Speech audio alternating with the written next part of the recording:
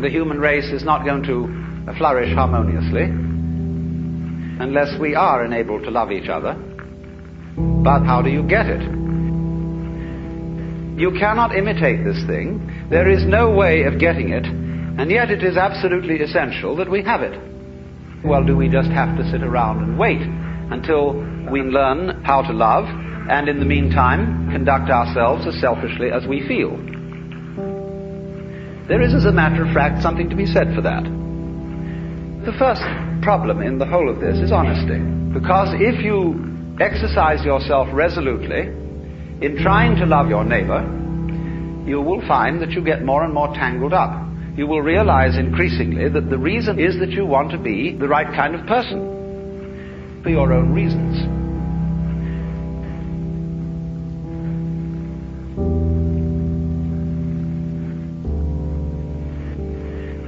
Love is not something that is a sort of rare commodity.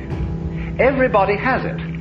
Existence is love, because you see, in tying up love in knots and becoming incapable of it, you can't destroy this energy.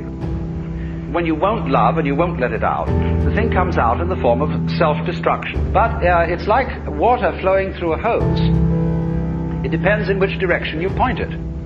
So everybody has the force running. The way in which you find the force of love operating in you is to follow whatever kind of love you have in the first place. Because you cannot control love until you have some to control, until you have it running.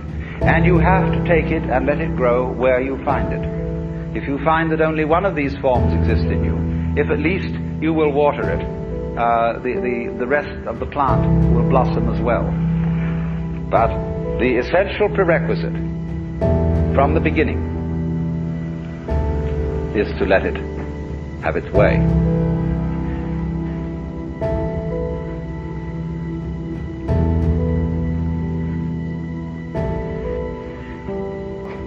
People, of course, tend to distinguish between the various kinds of love. There are good kinds and allegedly bad kinds.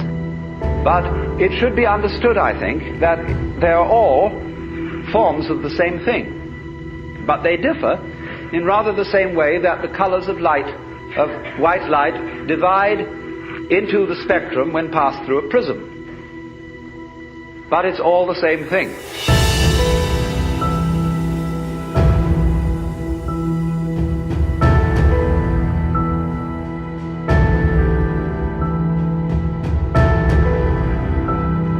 You will not become a skillful driver by sitting at a still car in a garage any more than you will become a skilled dancer if you simply never move your arms and legs.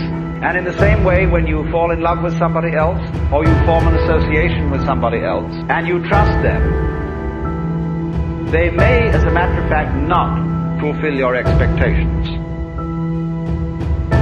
But that risk has to be taken. There will be disappointments and failures and disasters as a result of taking these risks. But the alternative to taking that risk is much worse than trusting and being deceived.